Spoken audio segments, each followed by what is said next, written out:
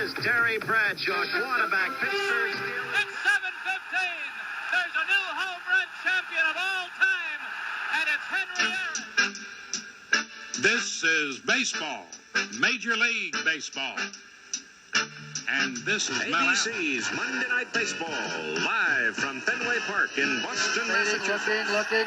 He's under the gun. He's flat. He throws. It is.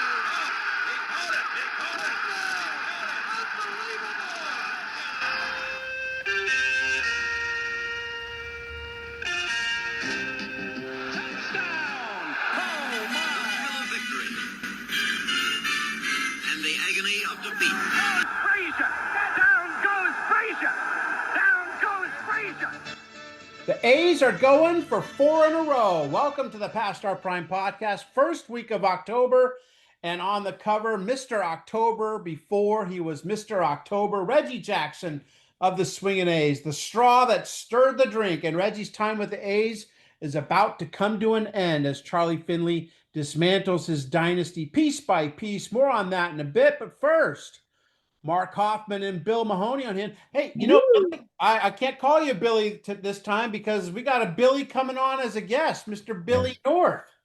That's right, because be confusing. You know, be confusing. Hey, Billy, yeah.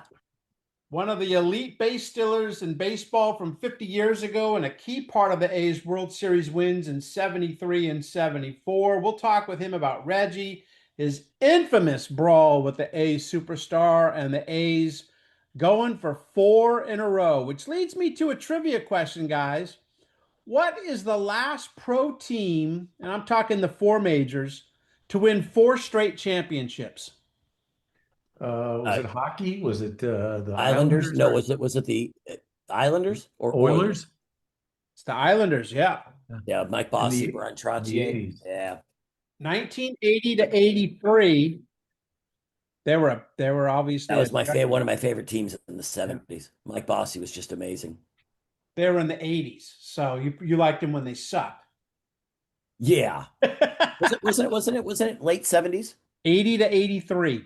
Was it really? Okay. I apologize. The interesting I part thought about it was 79 to 83. The interesting part about that is when they won it in 1980, that ended the Canadians' run of 4 straight from 76 to 79. So 2 teams win 8 Stanley Cups. and didn't the Oilers come after win like 3 in a row after that, or 4 in a row? Yeah. Maybe not in 81, but like 82. Yeah, they missed, something like that. Yeah. Wow, that was something.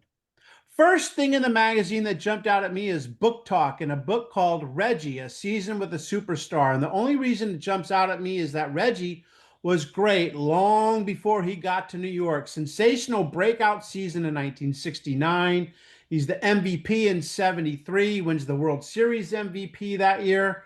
Major offensive force on those World Series teams in Oakland. Yes, his stardom exploded in New York, but he was a star already. Maybe not, as the title suggests, a superstar, not quite. He would have to wait till he got to New York to do that. But Reggie was never shy when it came to touting his own exploits. No question. And in that book, he basically tells a story about what happened after their 3rd straight championship, getting the trophy from Commissioner Bowie Kuhn. He says, suddenly before the assembled reporters, this is the story. TV cameramen and assorted hangers-on, Reggie uncorked a bottle of champagne, slopped its contents all over the astonished commissioner, and kissed him on the cheek for good measure. That's a great story. My God, impromptu. In the book, though, Reggie says he had arranged that gag with none other than Charles O. Finley, owner of the A's and baseball's most notorious vociferous cunophobe. So basically, it's all a setup the whole time. Yeah, it's just like the Billy Morton, George Steinbrenner thing. Yeah. Fire you again, Right. But the funny thing about that is, I mean, or the reason that it's a good prank is like Bowie Kuhn, for those who don't know, is like the most stick up the butt, uptight, conservative, guy. I would love to see what his reaction was. Like, I think he just kissed me. But I'm saying just to be able to get Finley on that. Yeah. to get him to convince him to do that, because he didn't seem like the type of guy that might do that, especially since he was trying to get rid of the players and cheaping them out when it came to contracts. So I was sort of surprised, but what a great way to finish to retell that story. Yeah. Mark, make us some money, please. For the love of God, would you make us some Do money? something. Well, this isn't an ad to make money. This is promoting a new film that's coming This out. is what we could call our podcast. Yeah. Hard times. I remember I went to the movie theater and saw this movie in the theater.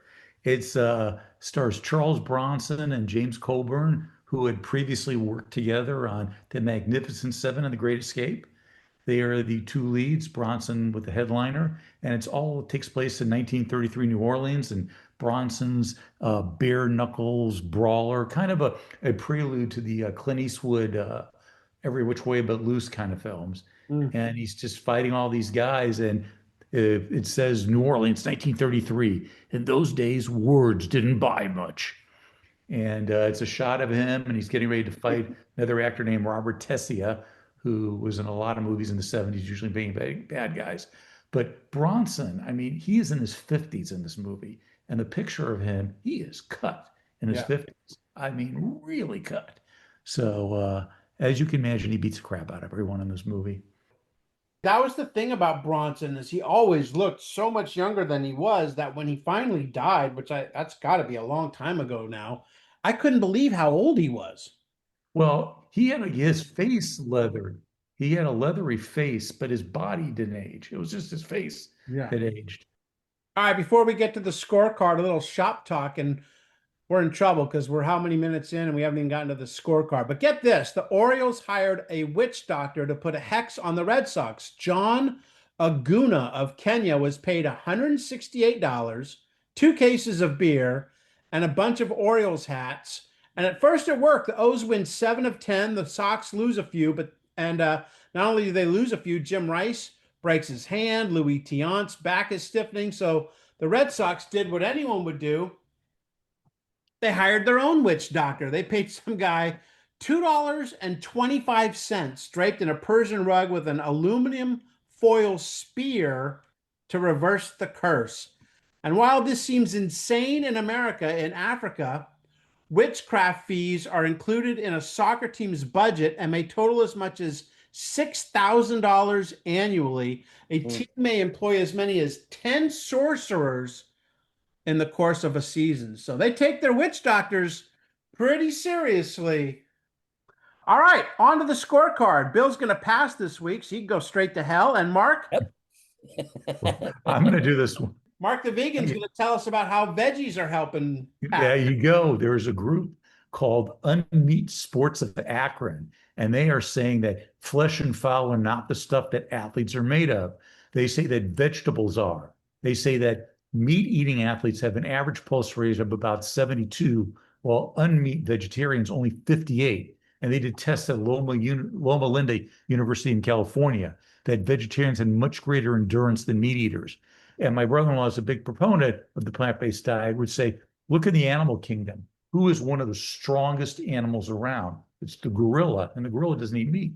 It only eats fruits and berries and stuff like that. But here's the interesting thing. There are a lot of vegetarians out there. Johnny Weissmuller was apparently a vegetarian, Bill Walton, Connie Hawkins, and a Major League Baseball player that we're going to have on our future show, Bill Lee. Yeah, Spaceman. This is vegetarian, Spaceman. You know who else were vegetarians? Were dinosaurs. Yeah, but those were the asteroids that hit the Earth. That wasn't because of what they ate. I don't know. They were idiots, right? They had no brains. Well, Daniel Tiger does eat carrots, so sorry, that's a kid show that I argue with Callie about. I said, Daniel Tiger, he ain't getting that meaty by eating carrots. Yes, he is. I said he's eating his neighbor. What is he, Bugs Bunny? I love Bill's impersonation of a ticked off Callie. There's nothing funny. It's not that way. He eats carrots. I always go, no, have you seen his neighbor lately? That kid's ain't been in the show for a week because he's in his belly. I got one. How about this? Tennis balls began to change color in the mid 50s when a serious attempt was made to introduce yellow as a supplement to, if not a substitute for, entirely white tennis balls. But we don't have the correct brightness, says John J. Wall, an executive of Albany International Corporation, the world's largest manufacturer of the felt that is used on tennis balls. And the idea died after 6 months, he said. Now, I don't know about you guys, but I don't remember tennis balls being anything other than mostly that yellowish Yeah, green. me too. But Wall didn't give up. He says the sale of the traditional white ball will diminish to about 10% of the market. And now, 50 years later, I don't even know if they make a white tennis ball anymore. So, Somewhere. and that was something Charles Finley wanted baseball to do, especially for night games. He wanted to have like an orange baseball because he said it would be easier to hit. And I'm not so sure he isn't, he's not wrong. Well, I like playing with those day glow yellow green tennis balls. So yeah. Yeah. Yeah, me too. Mark, who said what? Well, I've got George Allen, at this time the Washington Redskins energetic and absent-minded coach. He was great. A story told to me of someone who knew George Allen really well, and I did an interview with him and got to hang with him for a day. And the story goes he would wear different color socks because that wasn't a priority to him. It was football, football, football. So anyway, so he's a different kind of cat. Anyway, George Allen was asked, asked what exhibitions he still had, ambitions, I should say. So Allen was asked, what ambitions does he have? And he says, I want to coach a college team and a professional team at the same time. He could have just worked those college all-star games, the one before when they would play the NFL team, and he could just run from sideline to sideline. That would be really interesting. Okay, guys, go get them, go beat State U. Great win, guys. I got to go fly to Oakland. We got a game tomorrow with the Pittsburgh Steelers, and he flies out there and then does that game. That's going to happen one day. Bill, who else said what? Alex Agassi, he's the Purdue football coach. This is what he says to second-guessing fans. If you really want to advise me, do it on Saturday afternoon between 1 and 4 o'clock, and you've got 25 seconds to do it between plays. Not on Monday. I know the right thing to do on Monday. That is a fantastic quote, right? Yeah. Everybody knows what to do on Monday. Fans just like to complain. You never hear fans go, we got such a great team. I'm so happy. All they want to do is complain, no matter how good the team is. It's pretty true. In the eye of the storm, yes, the Red Sox, speaking of, have won the AL East. And what do they get as a reward? The three-time defending champion Oakland A's are heading to Fenway for the ALCS. The A's are a veteran team. The Sox are led by Rookie of the Year and soon-to-be MVP, the sensational Freddie Lynn. As we mentioned, Rice, also a rookie. He broke his hand. He'll miss the entire postseason. But they still have Yaz and Fisk and Dewey Evans. I mean, they are loaded, and that doesn't include a staff with Rick Wise, Reggie Cleveland, Bill the Spaceman Lee, and Mark Louis Tiant, who's going to be on the cover coming up pretty soon.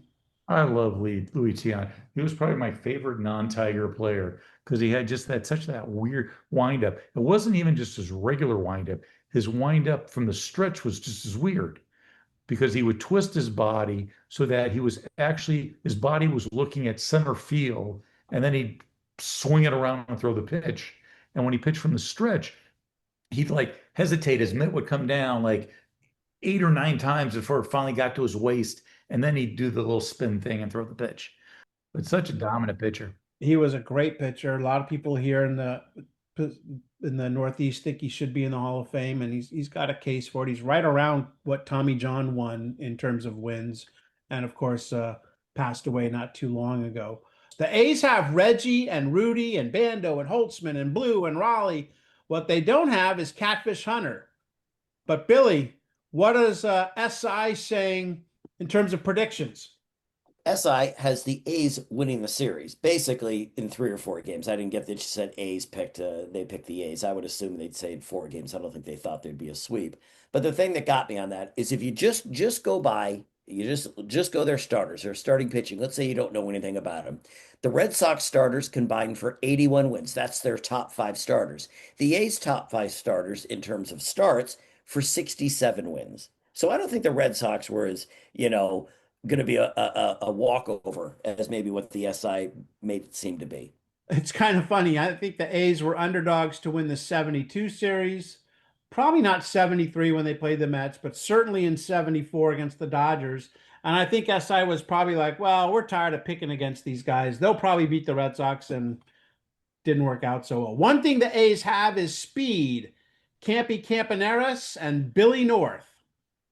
Billy North was one of the fastest players in baseball in the 70s. He led the AL in steals in 74 with 54, again in 76 with 75. And the old saying is you can't steal first base. That means you have to get on, and he could do that too. He walked before he ran. As a fast guy in the leadoff spot back then, the goal was to get on base and create havoc, and that's what North did. He walked 81 times in 1975, had an on-base percentage of .373, which is right in line with his .365 on-base percentage over his 11-year career. A two-time world champion with the A's, Mr. Bill North joins us now from his home in the Pacific Northwest. Hey, Bill, how are you today? I'm so wonderful. Thank you for including me today. It's an honor being here amongst such illustrious company as yourself. I don't know who you're talking about, but thank you very much. Billy, A's owner Charlie Finley wore many hats, usually because he was too cheap to pay people to wear hats. But one of them was he was basically his own general manager, and he had a knack for making deals that more often than not benefited his team, the A's. And that was true when he traded for you going into the 73 season, your rookie year, and that ends up with you getting a World Series ring. Tell me about Charlie and tell me about that 1973 team. Well, I went from in the organization I was at before that, the Chicago Cubs. I went from number one prospect in the organization to number one suspect in the organization. So they got rid of me and went over there. And whenever a player gets traded their first time, it always breaks their heart. Oh, they don't want me anymore. Oh, what did I do wrong and all this? Well, I knew what I did wrong, but it was the kind of thing that my brother, I got two brothers that used to get up in the morning, eat cornflakes, and kick me in my butt. And those were the guys that helped me become a baseball player. But my older brother said to me, instead of look at where you've been, look at where you're going. And I was going to a world champion. And that was a good place to be. When I was 10 years old, they used to have the World Series on TV in school when I was in elementary school. And they used to have the game on, and at 57, 58, that was the Yankees and the Braves. Hank Aaron and Mickey Mantle. Those were my guys. And I actually said and dreamed of playing in the World Series. I said, I want to play in the World Series.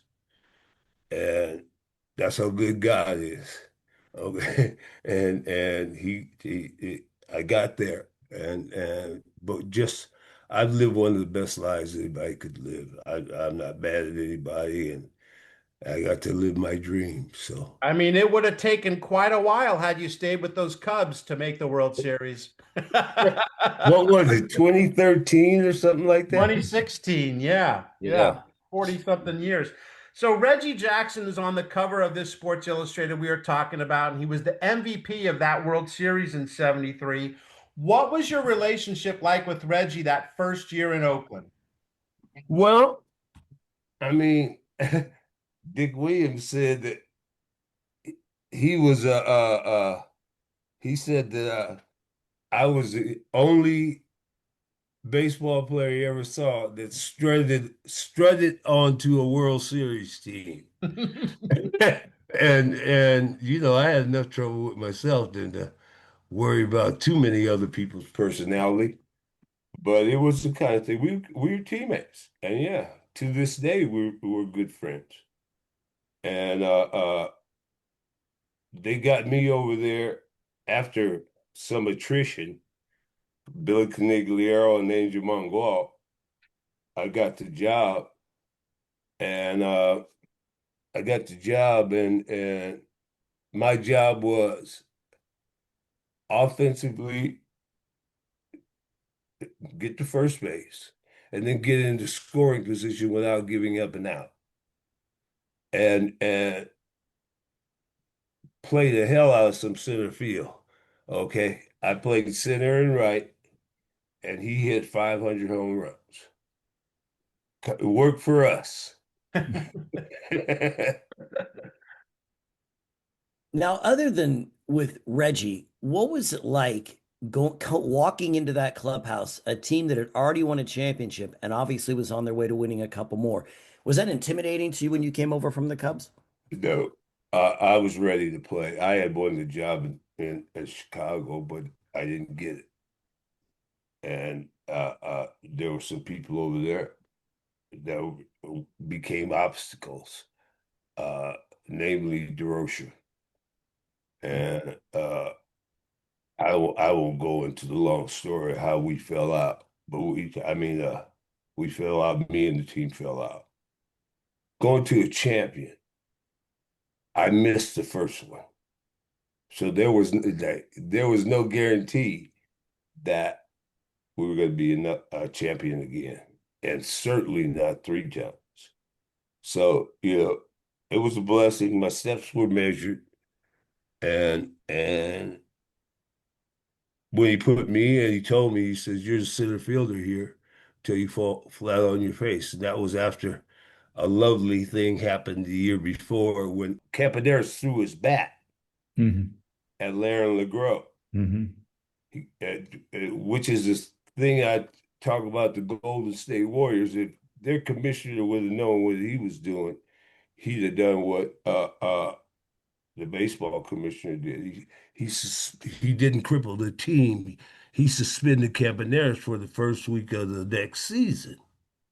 Okay, which now you're not affecting the series, which was important. But so I was the first leadoff man ever. I mean, designated hitter ever for the Oakland A's in '73. And we had a pretty good time. So I grew up a Detroit Tigers fan, so I want to say that the 1972 playoff series just killed me, and when the A's won in 5. But I wanted to go back. Just I know you had Reggie was a teammate of yours, but I know in '74 there was a game in Detroit where you two kind of got into it. Can you explain what happened there? And I know then I guess Ray Fosse tried to break it up. Yeah, we had a fight.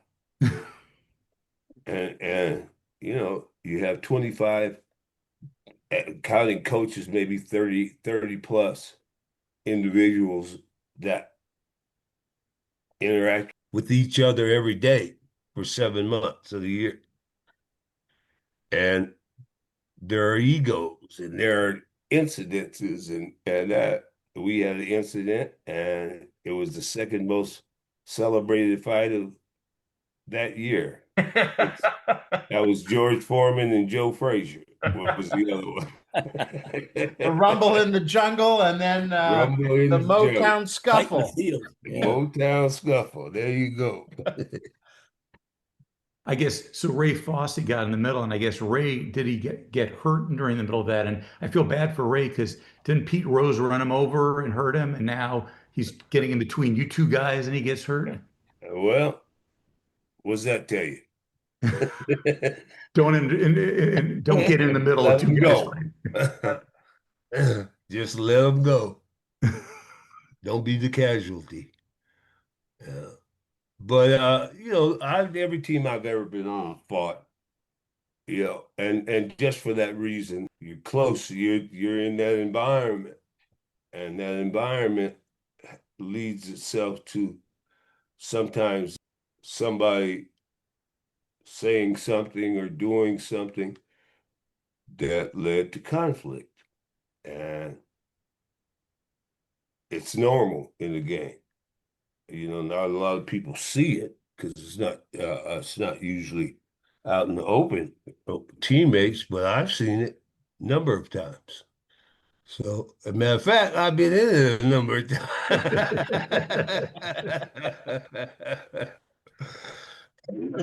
Mhm.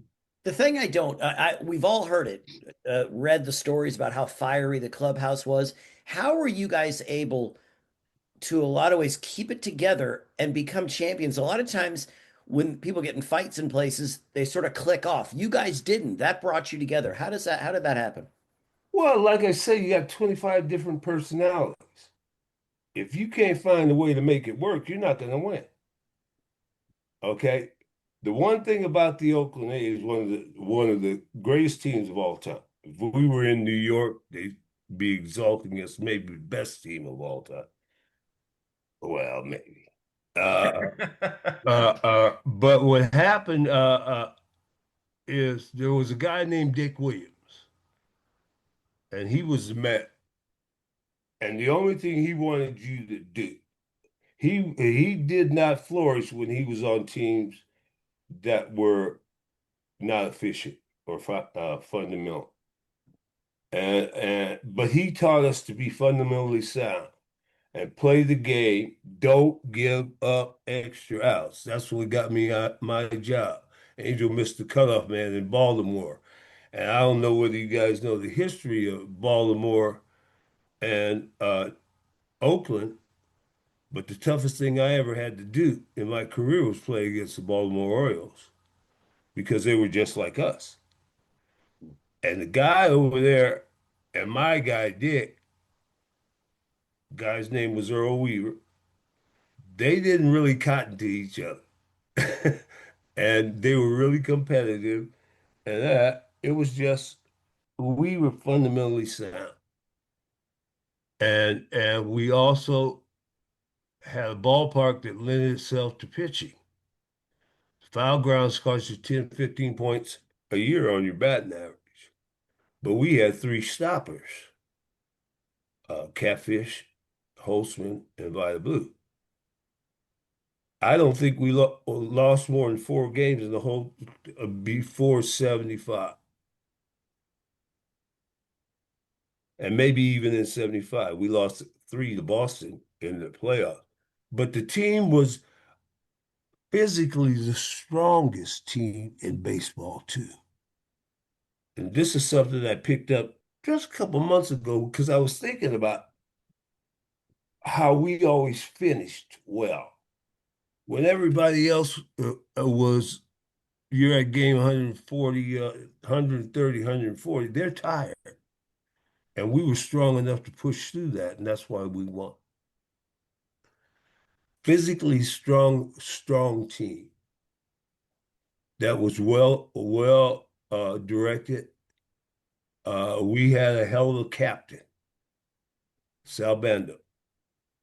He was the leader. No ifs, ands, or buts about it. And we had guys that could play the game of baseball right. You just mentioned it. How was Bando such a good leader? You seem to really, really well, I'm going to tell you guys something. That team right there, if you didn't have a thick skin, you were in trouble. Because I'm talking about a bunch of guys that can talk shit and make you mad. Okay, with those bus trips from the airport and all, come on, man. They were very harsh as far as talking about each other, but it was in fun. But it was if you had some guys didn't have a thick skin and they sat in the front of the bus. Okay. The guys that could talk stuff sat in the back of the bus. Reggie, Bando, Kenny Holtzman, Bill Nora, Vida Blue. Yeah, hey man, don't get them started. And we were just that way. Yeah. Bill, the A's were known for 3 things: their dislike of owner Charlie Finley, the fighting, as we mentioned, and winning. Not necessarily in that order all the time, but you guys win the series in 72. Then you get there and you win it in 73. But going into the 74 series, here you are, back-to-back World Series champions, and you're going up against the Dodgers, and they didn't give you guys much respect, did they? We were flying back. We flew back from Baltimore to Los Angeles, and they called me the paper boy because my habit was to read every paper. I mean, that's what I do every day. And so I got two, three papers when we got off the plane and that. And somebody on the Dodgers said there's only two guys on that team that could even play on our team. Reggie was one of them, I guess, and that. But I don't know who the other one was, probably Catfish. But I read that I said, hey guys, check this out. We're on the bus. I read that comment, and Dick Green said, you know what? I didn't even care about this World Series. I just wanted to get it over with and go home. But now we're going to kick their ass. And that's my team. And that's exactly what we did. We sent them home in 5. That's my story, and I'm sticking to it. So, Billy, you were known obviously for your speed, but that speed allowed you to play a heck of an outfield. Talk about your defensive game and how that speed allowed you to excel in the outfield. Where's my gold glove? Yeah, well, I still won it. I caught more balls than any outfielder in the game from 73 to 76. They told me when I came over there, because what I would do is I took it seriously about running the outfield. And when somebody else is coming in, they always have the pitchers meeting.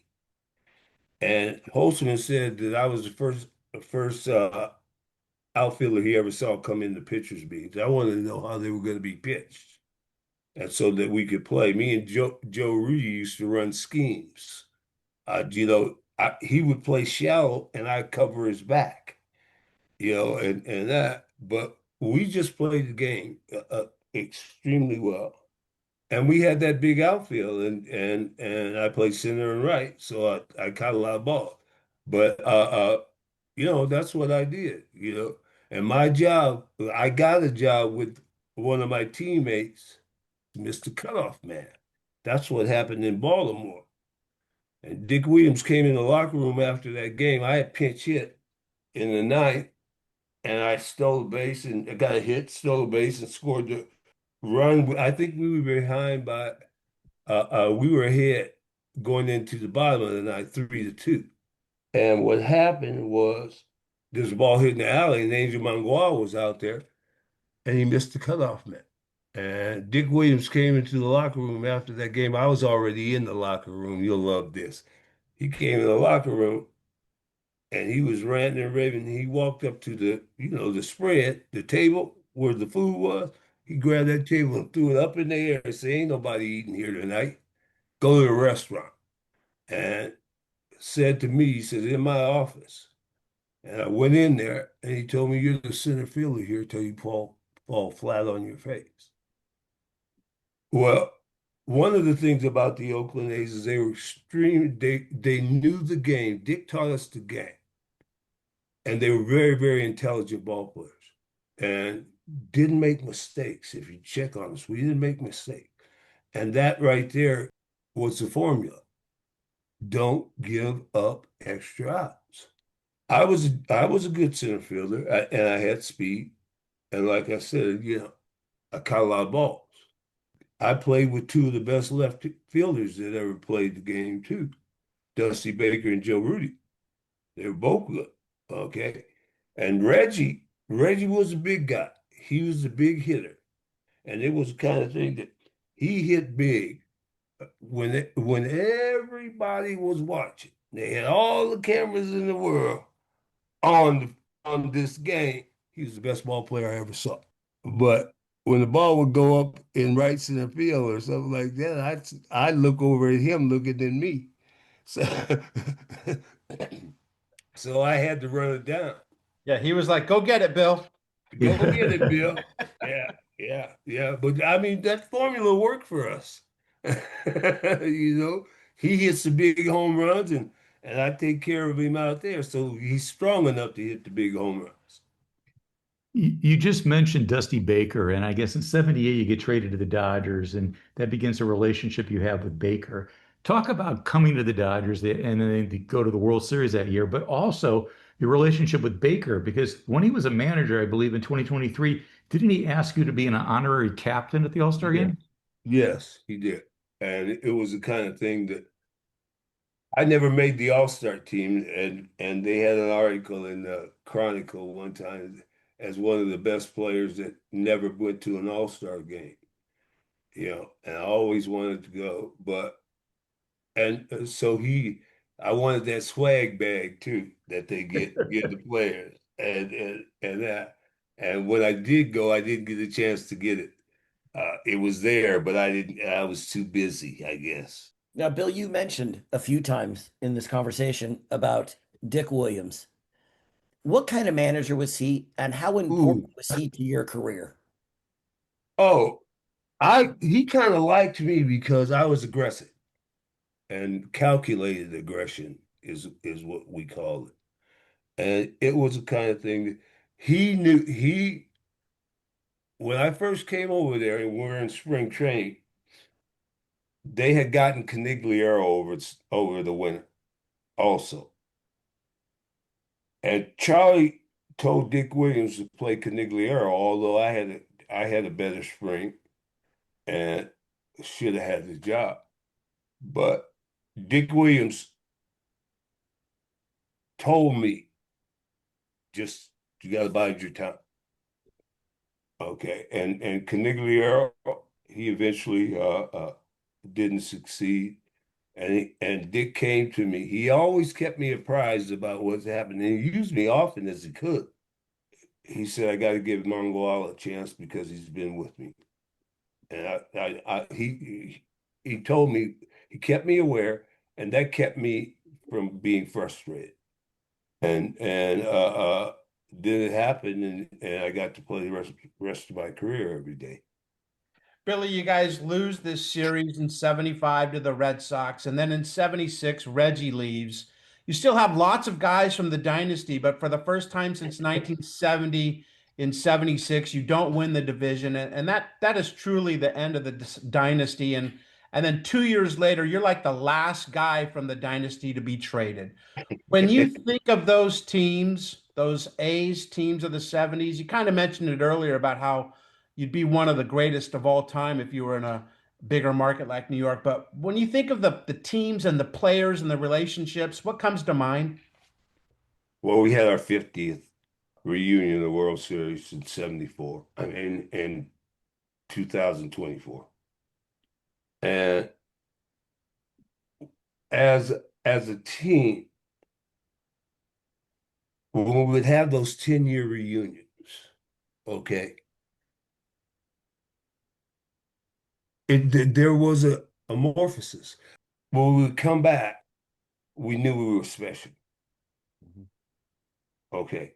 But the last one, not as many guys were there, needless to say. But it was like a culmination of, we were still growing about what we were.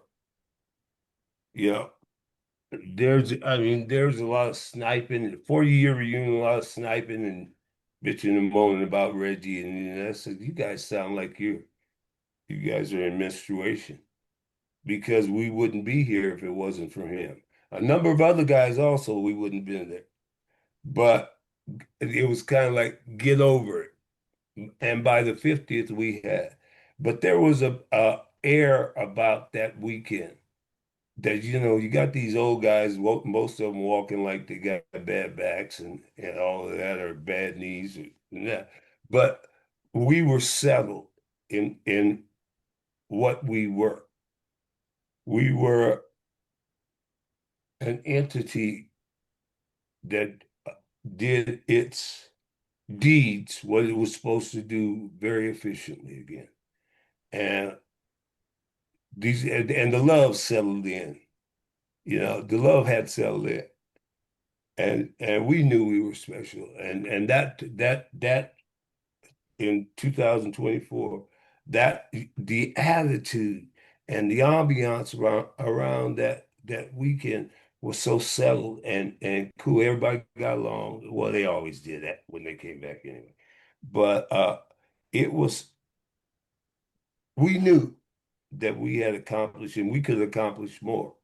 If you look at the 75 playoffs against Boston, they had a guy in left field named Yastrzemski. He played first base also. We hit the ball harder than they did, but they had that green monster there, and he was turning home runs. You know how they got that statistic now? That would have been a home run in this ball, all this many ballparks in the league and that kind of thing. Fenway Park was, and the left fielder was turning home runs in singles, playing that wall. And it cost us. We hit the ball harder.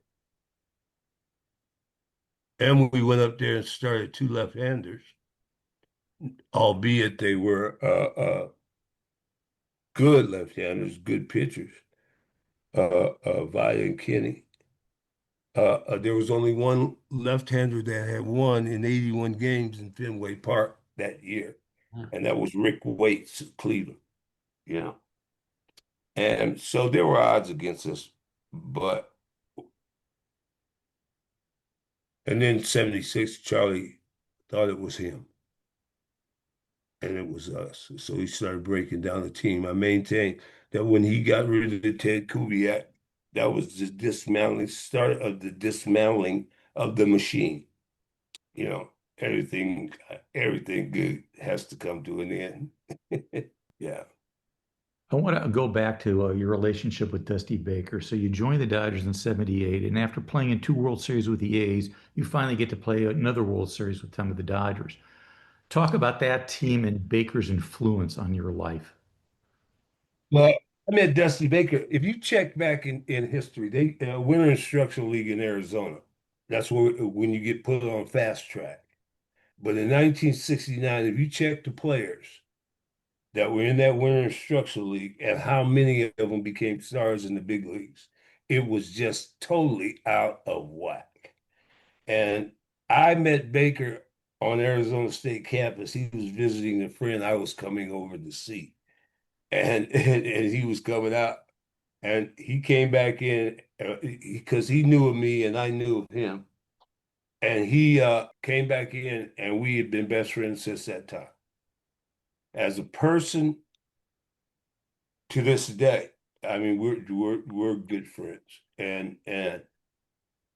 but as a person, he was the same in 1969 that he is today, and just a wonderful person. Came over there, and one of the things that happened to me when I went over there was during the season, early in the season, Davey Lopes came up to me. We were both in the locker room, and he said to me, one of the greatest compliments I ever got. He said, "When I played against you, I hated your ass. The way you carried your ass." And then he said the words that all ball players want to hear: "You're a good teammate." And to me, that was just, hey, it was a wonder, thank you. I appreciate it.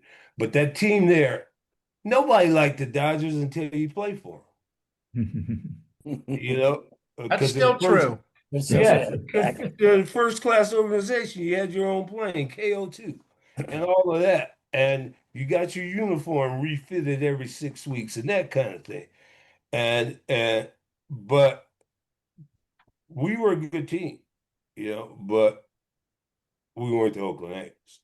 The Oakland A's, when we would prepare for the playoffs or the World Series, we would gather, have them bring the scouting reports, and the scouts would come in. We would have a motel room or conference room at the Hyatt in Oakland, and we'd be there all day talking about how we were going to play the other team, going through the notes. But the players, the scouts brought it, but they didn't have any input. The players, we sat there and hashed out what we were going to do, and we were extremely prepared. When I was with the Dodgers, we got our scouting report on the plane going to play Yankees. Okay, we started in Los Angeles. We got it the day before the game, and they weren't as prepared. They didn't prepare as much as the Oakland A's did. Good team though. I mean, Dodgers. So, Bill, there's only been two teams in MLB history, the Yankees and A's, which have won 3 World Series in a row. You obviously were part of 2 with Oakland, but now with Oakland now deciding to move to Vegas, how disappointed are you that the A's and Oakland won't have a team or don't have a team anymore? Well, I just know because I have more facets to me than just baseball. I knew how baseball treated Oakland when I got there. They treated him like they were a redhead stepchild, never did anything for the city of Oakland. The executives after the game would get in their car and go out into the San Ramon Valley, Black Hawk or something like that. Never spend any time in Oakland. And Oakland has had a reputation and is considered a black city. And I felt that the way baseball treated Oakland. And they should have built a ballpark if they were culturally conscious, society and community conscious, they would have done things to help Oakland. Baseball team can make or break your town. Ask Baltimore, ask Cleveland, ask Denver. You could have shot a cannon down Main Street in Denver and not hit nobody till they built a Coors Field. But they never did anything for the city of Oakland. Not that Jerry Brown was the governor and they didn't want to. I mean, there were many facets to it, but it was the kind of thing that Oakland has always been the redhead stepchild, and they finally stuck them. They never did anything for the town. Charlie never put money into the team. Baseball never put money into the team. But as far as culture, baseball could have made Oakland a much better city if they would have put the energy and the effort and the money into participating with the city, school programs, jobs, that kind of thing. And they never did. And that's what happened to me, is that all that stuff they talk about, what they do. In 23, when I went to the All-Star game, it to me was one of the glaring examples of conspicuous consumption. Rich people getting other rich people richer for no purpose. There's no purpose other than a $700 million ball player. Well, half of the country's not eating. No. That was my editorial comment. Good for you. Grab your boots, it's trivia time. Past our prime, but still in our prime. Questions rolling like a tumbleweed. And it involves the Oakland A's, which, as you know, is a vagabond kind of franchise where it starts in Philly, goes to Kansas City, then Oakland, now it's Sacramento, and soon to be Vegas. So here's your question. When Charlie Finley bought the A's, a few years after he bought the A's, he almost moved them to Kentucky. Right. You're correct, true or false? They were going to move to Louisville and they were going to keep the KC logo, the Kansas City Athletic logo, because they would be the Kentucky Colonels. Yeah, isn't that something? Yeah, is that crazy? But baseball said no because it would have been the smallest market, in baseball. But then they allowed him to go to Oakland. Where were they going to move in Kentucky? Louisville. Okay. Which would have been interesting. I never knew that. Hey, one of the great things, Billy, about being a former big leaguer and a 2-time World Series champion is the kind of things you can lend your name to and get involved with.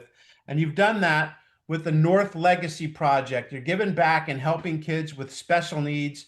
And as if that wasn't enough, you're doing it in honor of Frances B. North, your mother. How great is that?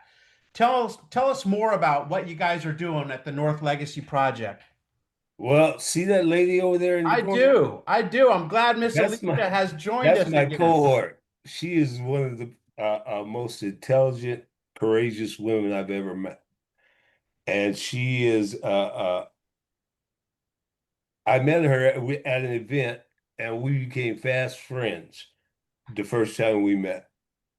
And as our stories got told, she told me about her daughter, who was at that time 18 years old, finishing high school, and has autism. And she explained what she did, 15 years of owning a business, of being an advocate for special needs kids and families and their educational programs. And I had a friend of mine that I met in baseball. His name was Bill Kruger, left-handed pitcher. He was with the Giants and the Mariners and that. And we talked about his daughter. That was when she was a child. And whenever I saw him, we would talk about that. And I had an interest I always had an interest in kids and special needs kids, like I say, the Special Olympics and that, things that I participated with and in. And Alicia and I, as our relationship developed, we hit an idea because I had the foundation. The pandemic put a hole in that, but I was trying to bring it back. Talking to my mom. My mom was the first Black woman to ever work on the floor at Nordstrom's Hmm. in 1952. When she left there, Nordstrom's had a program where they would do 1 day a week, they would lend their employees to the community. Mm. And my mom always went to school. Her thing was to see how public schools and self-awareness and mediation arbitration. She ran the busing program and back in the early 70s. And she retired from there when she was 89. But it was a kind of thing that she was always helping somebody. And in my life and time, if you had a bag full of mamas and they put a blindfold on me, I couldn't have reached in and picked out a better one. I'm just glad I got to meet somebody like her in my life. My dad's good people too. Now, don't disregard dad, but me and Ma were special. You know, I love on this Zoom call. You can see our names. Mine is Scott Johnston. Then there's Mark Hoffman. Then there's William Mahoney. And then you get to Alicia. It says Alicia Advocate. Yeah, you got guts too. That sounds perfect, right? That sounds Yeah. perfect. Alicia, tell us if you can about this North Legacy project, and thanks for joining us. Thank you. I'm sitting in the college parking lot. My daughter is in community college, and I stay here with her all day just in case she has an episode or anything, and I have to go in and help her. So thank you for having us on. North Legacy Project essentially provides special education advocacy for families who have children that have special needs. My greatest thing is always making myself accessible to families. Having a special needs child and knowing the challenges that other families face. Special education advocates are not cheap. There's nothing cheap about special education, period. When you look at the cost of educating someone who has special needs, it's pricey. And districts are not always willing to part with the funds to provide the necessary services. And it has been my experience that when families go at it alone, they're not always successful. There are a lot of moving parts, and it is most helpful when you have someone holding your hand through the process. So with the North Legacy Project, we are providing our services to families so they have access. The whole point of special education is so individuals who have special needs have access to their education and to services, allowing them the same opportunity as everyone else. That's wonderful. That's wonderful. And we use this term, Alicia, all the time about, oh, it takes 24/7 care or 24/7 attention, but we don't really mean it. But when it comes to special needs kids, it truly is. It's a 24/7. There's no taking your eye off the ball. No. I always say I work nights and weekends.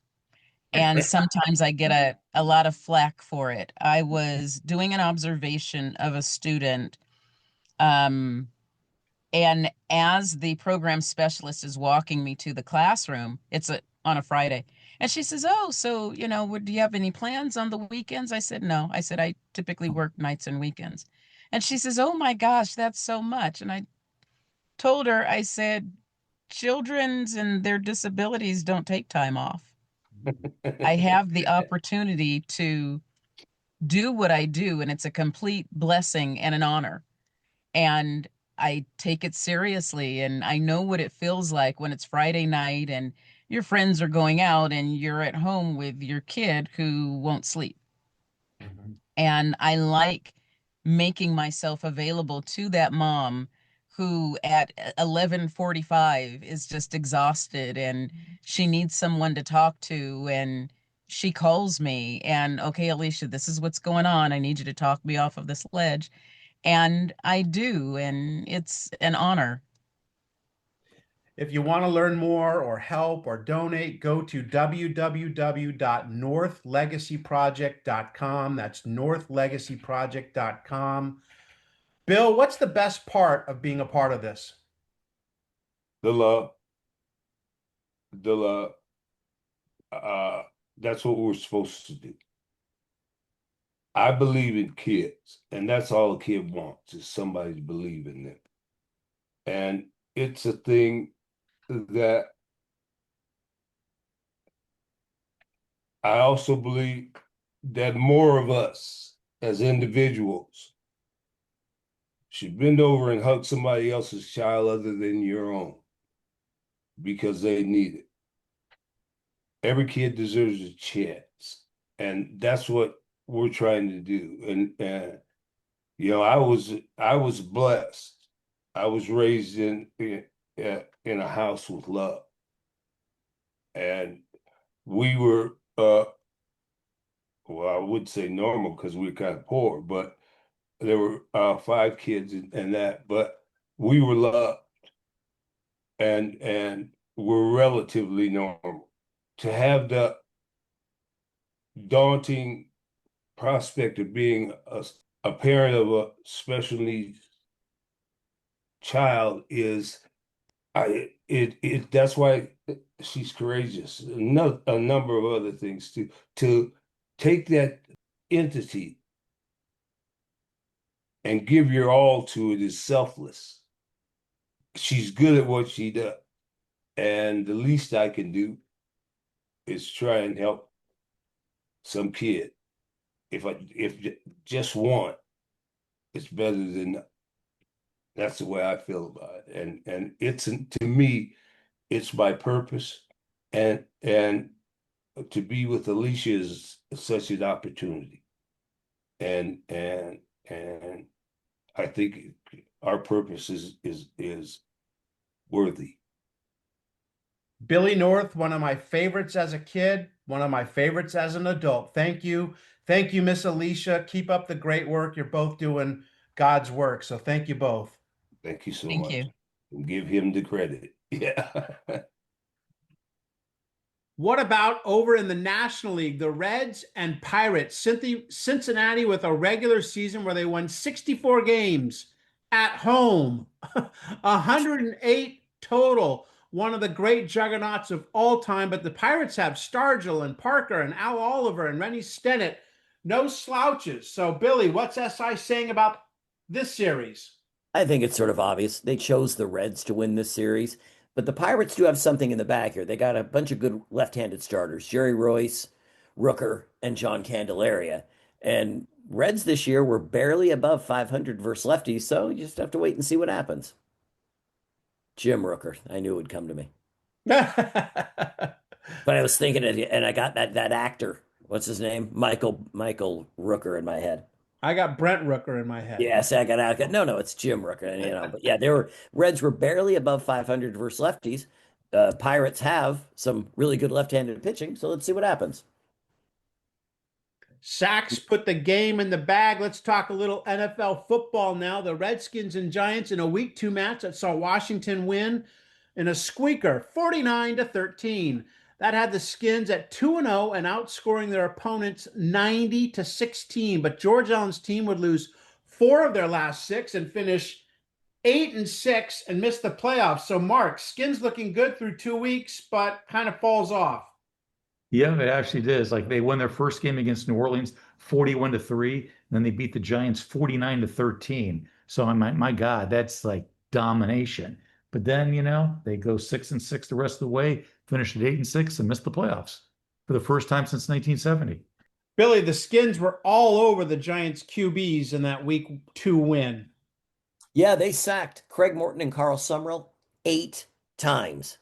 And I didn't like Craig Morton because he played against the Cowboys in the Super Bowl a few years later and lost. But they just smoked him, kept sacking him. But hey, man, the Giants, I said, they led 7-0. They only gave up 28 unanswered points. Yeah, I mean, you're up 7-0 and you lose 49-13. It was the middle part of the game that really kind of threw you. We had them. We had them right where we wanted. Yep. Then they told us to play defense. Let's talk a little Long Beach Grand Prix, shall we, Billy? Rush hour traffic moving at 170 miles per hour. Tell me about how this race used to attract some of the sport's biggest names. It did. It attracted Mario Andretti and Al Unser were in the first Long Beach Grand Prix. And looking over the racers of this past year, I didn't know any of them, so I didn't write them down. But they're not the racers that were top of the line nowadays. It was just obviously it was the place to be back in '75. Yeah, I find race car racing, NASCAR, all those, it's just so crazy how we know the names of the people 40, 50, 60 years ago, and we have no clue who the people are now. Yeah. But the one thing I was going to say about the Long Beach Grand Prix, this was its very first year, 1975, and it is the longest running major street race to be held in North America. Wow. Still going. It's changed formats, but yeah, that was its very, very first time. And they apparently ran it in the fall. I always know the Long Beach Grand Prix now is always being run in April. It's a spring event. Smoke through a keyhole. We'll talk a little college football and little Joe Washington, one of our favorite guests from year 1 of Pop. And this man was something else for the Sooners back in his playing days. Oklahoma had just beaten Miami 20-17, and Joe, a preseason Heisman favorite, had only gained 54 yards in the game. 2 weeks earlier, he only had 57 yards in a 62-7 win over Oregon. But his coach, Barry Switzer, said not to worry, quote, Joe's not going to win the Heisman Trophy playing against Oregon. It's what he does against teams like Nebraska and Texas that counts. So I just thought that was really interesting. Oregon, I think we talked about it last week or so. They were a patsy for a long, long time. Now they're a perennial top 10 team, but not back then. And neither was Miami, Bill. Yeah, Miami, they were bad in the 70s, I think you can say. But the program, they said, was in dire straits during the decade due to poor performance, low fan interest, and severe financial difficulties, that basically they were thinking about disbanding the Miami Hurricanes program. And if they did that, they would have missed out on the 4 national championships in the next 12 years that they won.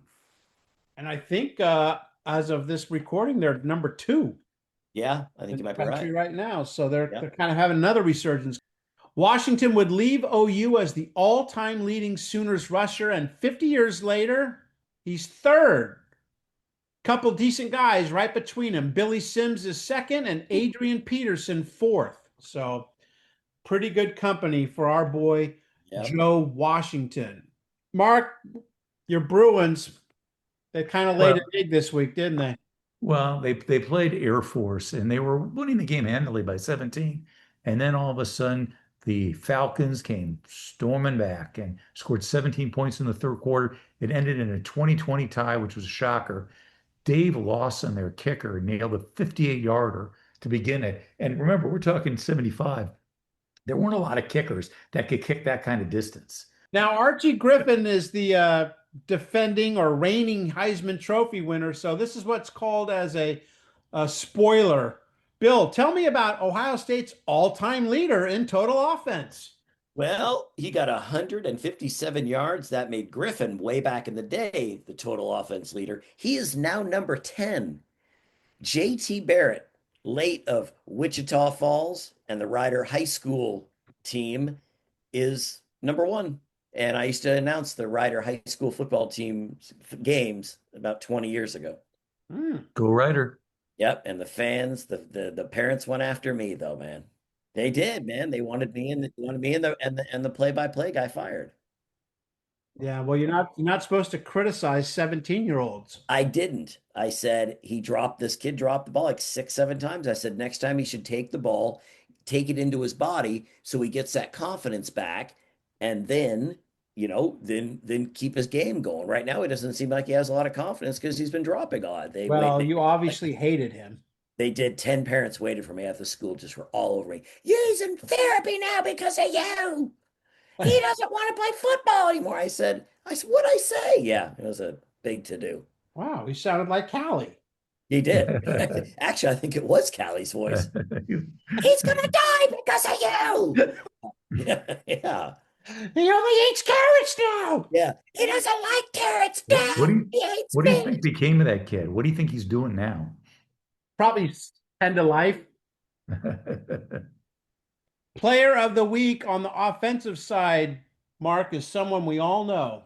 Yeah, that's right. Kansas quarterback Nolan Cromwell, a former defensive back and a future one too, carried 28 times for 294 yards against Oregon State.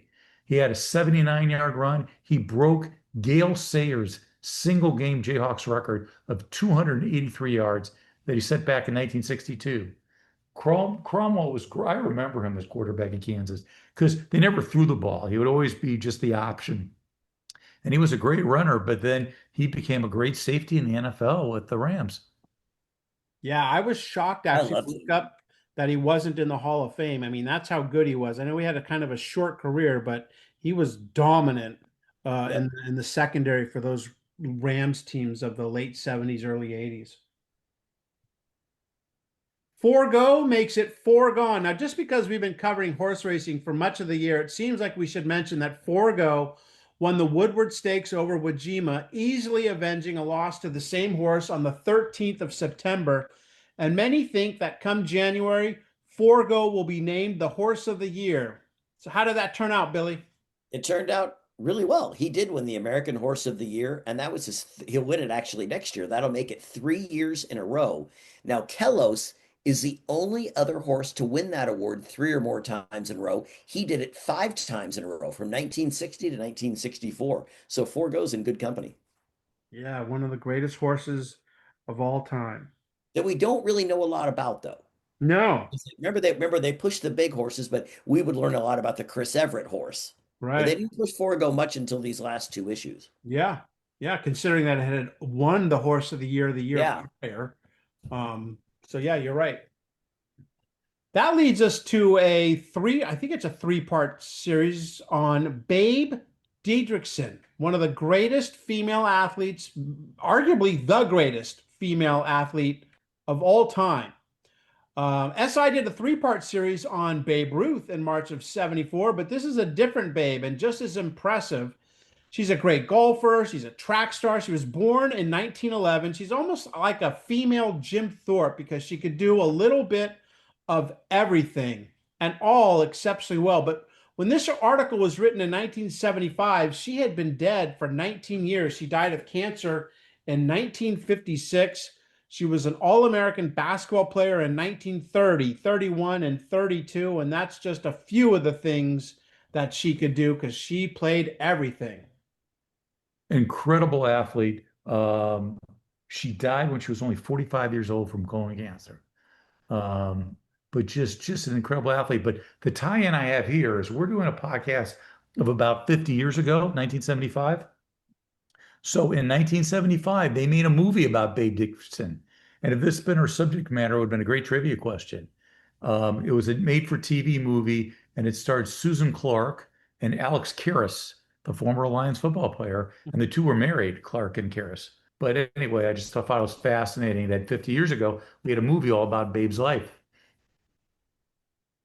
Yeah, but I mean, movie, that's what her life was. If you Yeah. just think of the fact that, let's just say when she had, they said that 15 months before she had undergone surgery for cancer, she won, oh, excuse me, no, 15 months after she'd undergone surgery for cancer of the rectum, she won the U.S. Women's Open at Peabody Country Club by 12 shots. Yeah. I mean, Wow. you go to track and field in the 1932 Olympics, she won gold medals in the hurdles and the javelin. Oh, and she also set world records in both events. Right. She is just, she obviously, as later on, she got to, pitch some exhibition games. But I know, Scott, you had mentioned that she was born in 1911. There's been some of that's been up for discussion because on a lot of the things it says 1911, 1913, 1914, 1915. They have no idea really when she was truly born. Yep. She probably didn't either, or maybe And she did it. was the first amateur track medalist to win 13 gold medals. Maybe she was too young, so she She paid was, Mark. That was it. big- That was it. She had to raise her age. She once won a record 17 consecutive golf tournaments, capping that string in 1947 by becoming the first American to win the British Ladies Amateur Championship. So yeah, golf, track and field, basketball. She could roller skate, sail, fly cast, shoot pool, play tennis, play marbles, play volleyball, swim very close to world record times. I mean, it's really, You forgot the big one, Scott. She even sewed well enough to win Yeah. second prize at an East Texas fair for a dress she made. yeah, I saw that. Isn't that crazy? Damn. That's crazy. This woman, I mean, dang, that's just amazing what she was able to accomplish in And such a short period of time. I remember that movie, Mark. I remember that, and I remember as a kid I was stunned at the ending when she died, and now 50 It years was on after that, CBS. I'm They got to make a stunned. new one of her. Yeah, they should really make Her like story is motion, way too amazing. a motion to- picture. Yep, yep. It's her story is because when you read it, you almost have to look at it twice. Like, no, they got to be BS in here. This has got to be one of those, fake stories. It's not. I mean, she may have been the greatest athlete of all time, like you said, Scott.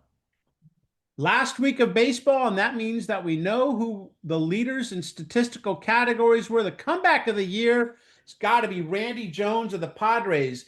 He had a 4.46 ERA and an 8-22 record in 1974, but in 75, a 2.24 ERA and was 20-12. That is quite a turnaround, and I think he's got a Cy Young Award coming up pretty soon. Didn't he win 20 games 2 years in a row and basically just fall off the earth after that? Yeah. I The think that seasons just sort of that went down. happened, more back then before we had MRIs and stuff. Yeah. Where Yeah. guys would just be like, "Oh, my arm kind of feels like it's falling off." You wonder how many ball players, like pitchers like that their arms had been hurting for years. Right. And just in those days, you just pitch through it. You For the put ice on it. For the second season in a row, Mike Schmidt of Philadelphia led the majors in home runs. He had 38. His teammate Greg Lazinski topped both leagues in runs batted in with 121. And as we mentioned, the always pissed off Bill Madlock wins the batting title at 354. Hey, and if you're interested, Phillies fans, he's got a barbecue. That's Greg Lazinski out there right out in front of the Phillies home field. And he's Minnesota, there every day signing autographs and talking to fans. that didn't help us get him on the It show. didn't. It didn't. Minnesota's Rod Carew hit 360 and led the majors for a third consecutive season. Also, the fourth time in a row, Carew was #1 in the American League, a feat achieved only by Ty Cobb 9 times, Rogers Hornsby 6, and Onus Wagner 4. So Rodney in some really good company back in the day. Jim Palmer had the best ERA in the big leagues, 2.13. And the Boomer, Milwaukee's George Scott, topped the league in RBIs. and tied the A's Reggie Jackson for home runs with 36. So a lot of great names, a lot of Hall of Famers there, and that's not a surprise when you're talking about guys that led the league in certain categories. And down the stretch they come. Mark, for the record. For the record, let's talk about Daryl LaMonica retiring. I always remember him as an Oakland Raider, that's my memory of LaMonica, but he actually finished his career with the WFL Southern California Sun. Great Raider, number 3. Number You also 3. missed out on the biggest thing. He hated John Madden for some reason. Yeah. I have a pretty good idea why he hated him. Ken Stabler. Exactly. Yeah. 2 words.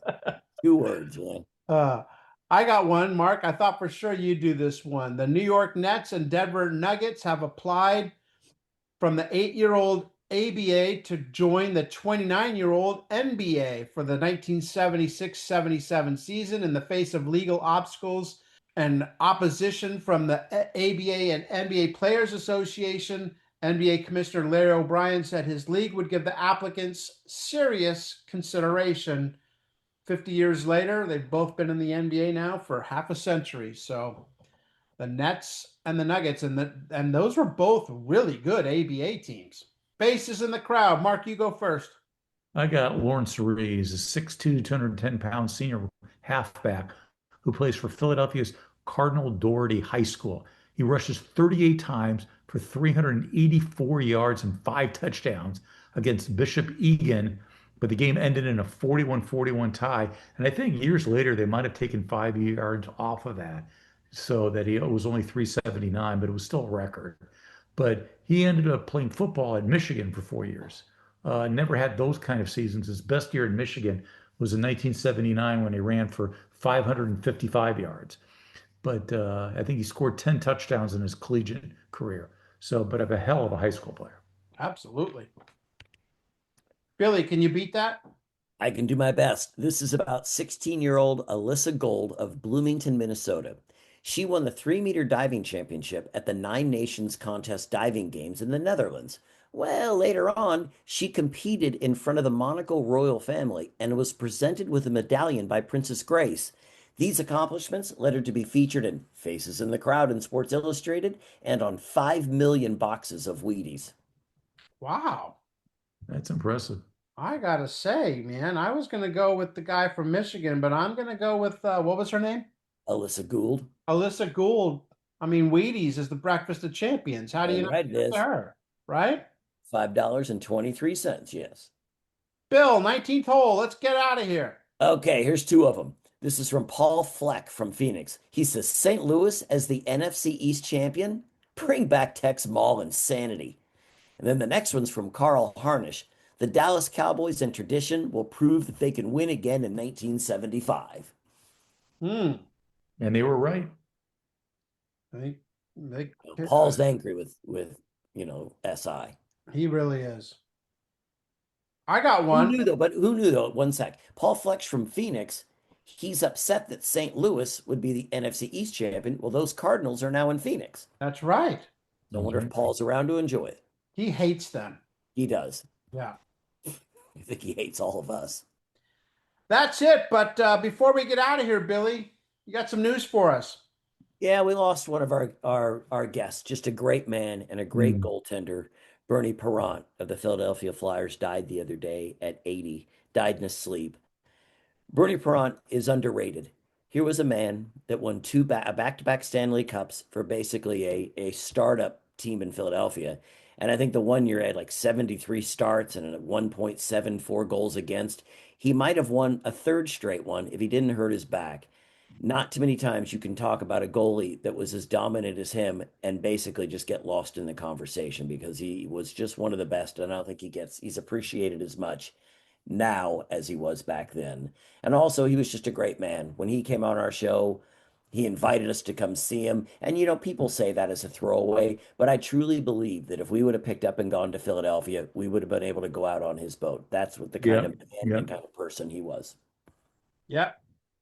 And another one of those guys that you just don't know when you get them on the line there, how they're going to be. And, we couldn't get him off the phone. He was having so much fun talking to us about those Broad Street bullies and those Yep. two NHL. I'll never forget the story he told us about. I want to say it was Game 7, and he's winning 1-0 over the Yeah. Bruins. And he looks up at the scoreboard to see how much time's left. And in the interim, I think it was Orr has taken a shot on goal from the other side of and he looks down and the puck's coming right at him. And he laughed and laughed. So yeah, rest in peace, good sir. Rest in peace. That's it. Want to thank once again Billy North of my Oakland A's for joining us for this week's show. Man, we get to talk to the greatest people every week, don't we? Yeah. I'm saying, I mean, we feel very fortunate to get these guests that we do and be able to share them with the people nowadays that are now starting to realize, at least our listeners, that there were some amazing men and women that played sports back in the 70s, and we're very fortunate to be able to talk to a lot of them. Right. And to me, it's just not Billy North, the athlete, but like what he's trying to do post-career is so commendable. Right? I mean, he's, I think, 77 years old. He could just be like, you know what? I'm going fishing. And he chooses not to. He chooses to get in there and get his hands dirty and help out some kids. Next week, the Thrilla in Manila, Frazier and Ali for the third and final time. Enjoy your week, everybody. Bill, have a great week. Thank you. You too. Mark, you do the same? You have a great week also. Well, thank you very much. I'm Scott. For Bill and Mark, we are Past Our Prime.